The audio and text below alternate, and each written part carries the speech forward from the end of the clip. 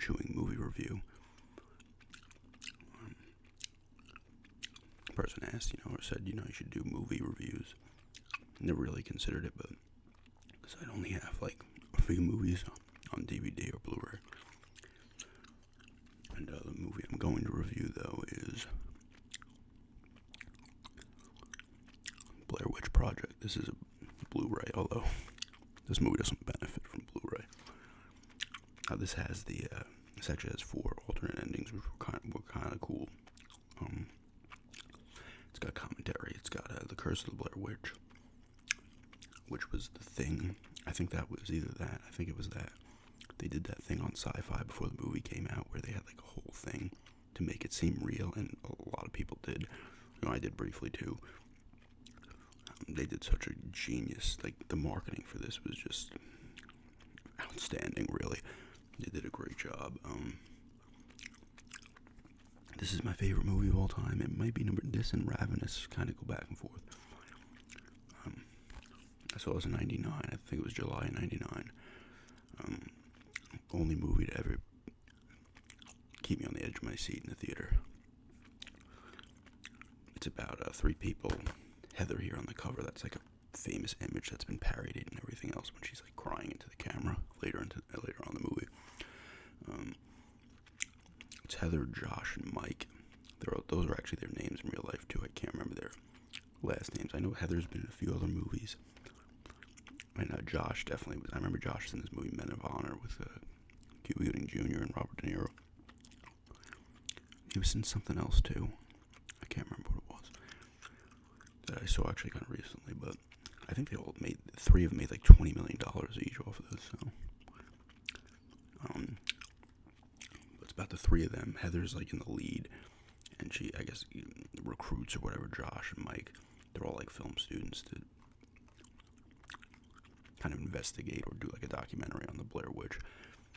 When Blair Witch was a local legend in Burkittsville, Maryland, that she like took these kids away, lured these kids into the woods or whatever, and killed them. Oh wait, no, she didn't kill them. Sorry. It's been actually a while. Was it Rustin Parr was the one? She said the witch told them to bring the kids into the woods and kill them. But they want to do that, so they go to Coffin Rock. They interview people in the town, and some people don't want to talk about it and stuff. They're all like, listen, I don't want to talk about that or whatever. Some people just share their thoughts on it and stuff like that. So they gather their gear, they do that. They park on the side of the road, they go into the woods. They find Coffin Rock, then they set up shop. I think it's Mike who's like, oh yeah, I heard a cackling. Or no, Josh says he heard a cackling. One of them says they heard a cackling. And the other's like, if I heard a cackling, I would have shit my pants. And then from there, it slowly gets worse. It's all filmed in black and white too. Is it? Wait, is it? I could be wrong. Wow, it's been that long. No, it isn't. It isn't. God, someone correct me. It's been so long since I've seen it. Oh, some of it might be. They'll go into the woods, find Coffin Rock. They stay one night, kind of normal. I think it's the second night they stay. They start hearing stuff. And then there's 3 rock formations in front of the tent. Their map goes missing, so eventually they get lost. Mike, there's spoilers here, I guess I'll say. Probably already seen it, but Mike had kicked the map into the creek, so there's fighting going on at points. They're getting desperate because it's not just like the unseen forces that are messing with them, it's the fact that they're out of food, they're running out of food, they're lost, so they're afraid, it's getting cold. It's more like a mental game too, like, oh my god, we're lost in the woods, how do we get out of here? And they keep going in circles, they can't, figure out what's going on, and stuff progressively gets worse. They hear noises, then there's like, shaking on the tent one night, they bug out. Josh ends up disappearing, and he's gone. And then they hear him in the woods, and they're all trying to keep it together, but they're losing it, And they go from kind of fighting to, being like scared and then like, sympathetic towards each other and stuff. They're losing it, they've been stuck in the woods for a bit. Yes, it is. Actually, right here, it's color and black and white, so there's different, depending on the camera they're using. Because it's all handheld stuff, they're using their own cameras, so you're getting it through their eyes, which is great. It keeps getting worse. Josh is gone. They're hearing him. It's clearly not him. It's him, but something's trying to lure them in. Eventually, they come across a house. It goes from there. They go around the house for a bit, and eventually end up in the basement. And it plays out like the stuff that the guy did back in the day with the kids. And then it kind of just ends. Heather goes down the stairs into the basement, and Mike's in the corner, and she's screaming, and she falls over, gets hit or whatever. The camera just hits the ground. That's it. The movie's extremely creepy. Like, some people, it's weird. It's kind of like a love or hate thing, but it's just extremely creepy. There's a good sense of dread. You never know what's coming next, and you get that kind of first-person view. And they did a great job with, like, you wanted to see something, but the fact that you didn't, and it was all like in your imagination, like what's out there, is great. There's a part where they're running. I think it's after the tent starts getting shook. They're running, and I think Heather screams, "What the fuck is that?" Like, you don't know what they're saying, but you're trying to picture it. At one point, after Josh disappears, Heather finds a bundle of sticks and stuff. It's got like a tongue, I think, in there, teeth. There's all types of blood and hair. Might not be a tongue, but there's teeth and hair. And she doesn't show Mike that. They start losing it. They're huddling up at points and they're yelling at each other. And like I said, it's also the starvation factor. You're missing in the woods factor. There's so many different things coming at them. It was just extremely creepy. When they come across the house, when I saw it in the theater, they came across the house, and people in the theater were like, "Oh my god!" Everybody was like, the atmosphere in the theater actually helped it completely. I need to watch this again. It's just a great movie because the acting, especially the way it was set up, if you listen to the commentaries, they directors and stuff didn't really give them much to play with, so they would each get like different packets of what to do, so they get more genuine reactions out of the other two people. So they didn't know what was coming. So like when Mike kicks the map in the creek, they didn't know that was going to happen, that it was gone. So you get a bit of reaction from it. So it all played into it because it seemed real. Like, the acting's really good because it seems genuine and stuff. You couldn't have, in my opinion, I know they kind of went on to do some other stuff, but you couldn't have made this movie with Tom Hanks and stuff. It just wouldn't have worked, in my opinion. You needed unknowns in this. At least unknowns at first, but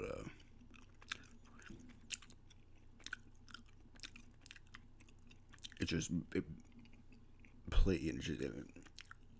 it's just because you never know what's going to happen next. You're like waiting, like, oh my god, and it keeps kind of escalating, and you're just like, oh my god, and you really think you're going to see something. You never do. And it kind of sucks, but it doesn't.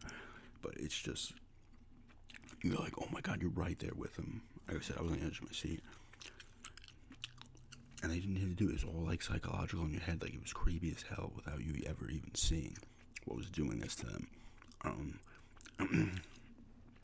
And that's what made it. They did so well with just a basic formula.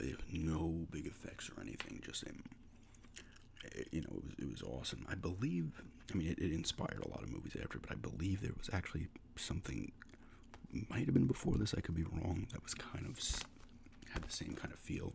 I can't remember the name of it, though.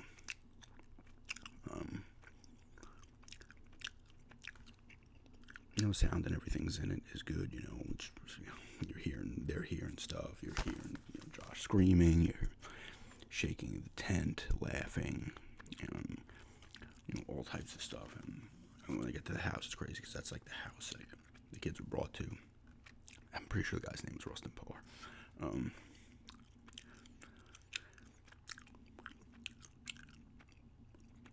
And then, oh yeah, I forgot the figures.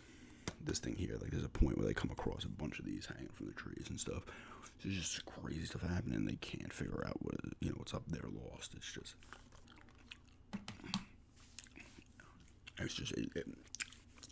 it's so good. I'm not like the best reviewer of me, to be honest, but the dread was there. The edge of your seat was there. Like it was all, for me at least. There's a lot of people who just kind of think this movie's just funny, but like I said, the acting was so good because of how they set it up, and they were just relatively unknowns at that point, and it just all worked, at least for me. I know a lot of other people really liked it too, but it just was like, yes, this is great. Like some people are like, oh, I need to see something. You don't, though. That's what it's like. God forbid you actually kind of have to try to picture some stuff in your head. And I said, when they're kind of psyche or whatever, morale is breaking apart. It's like they're dreading, and even you are in the audience, especially if you saw it in the theater, they're dreading the sun going down, because that's when it gets worse. There's parts during the day where they're kind of like, what was that? And they're kind of starting to really break down, where, they even are hearing and thinking they're seeing things during the day. But, they're going to dread night because it's just going to get worse. It just keeps getting worse. They did make 2 sequels. A guilty pleasure movie for me, I actually kind of liked. I saw it in the theater as well, Blair Witch 2, Book of Shadows. That came out in 2000. That got shit on, but I actually kind of liked it. Actually had Jeffrey Donovan from Burn Notice fame in it. And then they made the one a few years ago, which is a direct sequel to this, which was okay. It had some really creepy moments in it, but it's just, I don't know. It wasn't nearly as good as this one, in my opinion. And they've made some games. I played the one game. I actually had the Blair Witch Volume 1 Rust and Par for the PC. They made 3 of them. I think one of them actually goes back to when the woman who becomes the witch, like, first happens or whatever. But this movie was a big deal for a bit. And it was just awesome. I loved it. I mean, it was one of the creepiest movies I've ever seen in terms of, like, scares. Some of those movies where you go home and you're like, I don't want to turn the lights off, The Ring did that to me, too. I think it's more of a thing if you see the movie in the theater, because I saw the Ring, the Western version, in the theater, and that didn't. I thought Ringu was really good as well, but I didn't see that in the theater, obviously. I saw it on DVD. Other movies have done it too, for sure, but this one just for me at least, it was incredible on that front. It stayed with you and like resonated, because you're like talking about, oh, what could have been what? Did you see something maybe? Like, oh, maybe you did catch something. And then you watch it when you like pick it up on, I had it on VHS originally, I believe, because they still work at pumping the VHSs out for a little bit longer at that point. I remember I got the Phantom Menace on VHS, and it wasn't released on DVD. So I'm like, where's the DVD? Eventually, obviously, it came on DVD, but it wasn't put out on DVD originally. So, it's just an awesome movie. Like, check it out if you're into, this, because like I said, it's just the mind games too. They're blaming each other for stuff. They're hungry. They're lost. And then you got unseen forces doing things to them, So it's like I said, it's coming at them from all angles, and it works. In my opinion, it works. Definitely pick it up. If you guys want to see more movie reviews, I don't have some of the other movies I would review, but I could remember enough of them that I could do it. But yeah, if anybody wants to see any more of these, let me know. It's kind of my first one. Let me know what you think. Like I said, I'm not the best reviewer. I'm not going to go into this. People who can review things that go into all types of things, in-depth type of stuff. And I'm not good with that stuff, but incredible movie. Probably my favorite. This and Ravenous, definitely top 2. They could alternate from time to time, but yeah, definitely definitely check it out if you haven't. You probably have already, but you never know. But yeah, the alternate endings were just kind of, they all took place in the basement. It was either like Mike turned around, Mike spinning in the air. That was about it. Like I said, The Curse of the Blair Witch was a cool thing they did on Sci-Fi. It was like a few weeks before the movie came out. It was like an hour thing too, so it was like an extra thing. It was like I said, the marketing for this movie was incredible.